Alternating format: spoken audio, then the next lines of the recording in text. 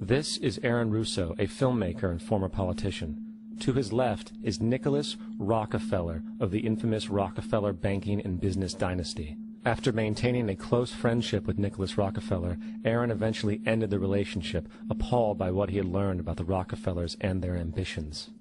I got a call one day from an attorney woman I knew, and she said, "Would you like to meet one of the Rockefellers?"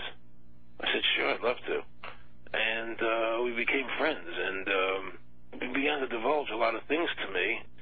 So he said to me one night, he said that there's going to be an event there, and out of that event, you're going to see we're going to go into Afghanistan, so we can run pipelines from the Caspian Sea. We're going to go into Iraq to take the oil and establish a base in the Middle East, and we're going to go into Venezuela and try and get rid of Chavez. And the first two they've accomplished. Chavez they didn't accomplish. And he said you're going to see guys going into caves looking for looking for people that they're never going to find. You know, he was laughing about the fact that you have this war on terror. There's no real enemy. He's talking about how by having this war on terror, you can never win it because so it's an eternal war, and so you can always keep taking people's liberties away. And I said, how are you going to convince people that this war is real? He said, but the media can convince everybody it's real. I mean, you know, it's just that you keep talking about things, you keep saying it over and over and over again, and eventually people believe it. You know, you created the Federal Reserve in 1913 through lies. You create 9/11, which is another lie. Through 9/11, you're fighting a war on terror, and now all of a sudden you go into Iraq, which was another lie, and now they're going to do Iran. You know, and it's all one thing leading to another, leading to another, leading to another. Now, I would say, what are you doing this for? What's the point of this thing? You have all the money in the world you ever want. You have all the power. I said, you know, you're hurting people. It's not a good thing. And he would say, what do you care about the people for? Take care of yourself and you take care of your family. And then I said to him, what are the ultimate goals here? He said, the ultimate goal is to get everybody in this world chipped with the RFID chip and have all money be on those chips and everything on those chips. And if anybody wants to protest what we do or violate what we want, we just turn off their chip. That's right, microchipped. In 2005, Congress, under the pretense of immigration control and the so-called war on terrorism, passed the REAL ID Act, under which it is projected by May 2008, you will be required to carry around a federal identification card, which includes on it a scannable barcode with your personal information.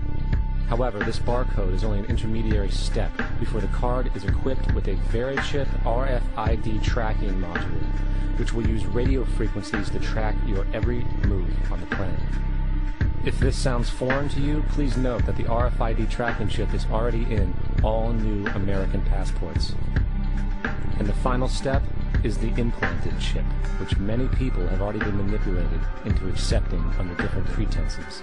We have a Florida family who are really pioneers of the brave new world. They have volunteered to be the first ever to have microchip identification devices implanted into their body. After 9/11, I was really concerned with the security of my family. I wouldn't mind having something planted permanently in my arm that would identify me. In the end, everybody will be locked into a monitored control grid where every single action you perform is documented. And if you get out of line, they can just turn off your chip, for at that point in time, every single aspect of society will revolve around interactions with the chips. This is the picture that is painted for the future if you open your eyes to see it. A centralized one-world economy where everyone's moves and everyone's transactions are tracked and monitored, all rights removed. The most incredible aspect of all, these totalitarian elements will not be forced upon the people. The people will demand them. For the social manipulation of society through the generation of fear and division has completely detached humans from their sense of power and reality. A process which has been going on for centuries, if not millennia. Religion, patriotism, race, wealth, class, and every other form of arbitrary, separatist identification and thus conceit has served to create a controlled population, utterly malleable in the hands of the few. Divide and conquer is the motto, and as long as people continue to see themselves as separate from everything else, they lend themselves to being completely enslaved. The men behind the curtain know this, and they also know that if people ever realize the truth of their relationship to nature and the truth of their personal power, the entire manufactured zeitgeist they prey upon will collapse like a house of cards.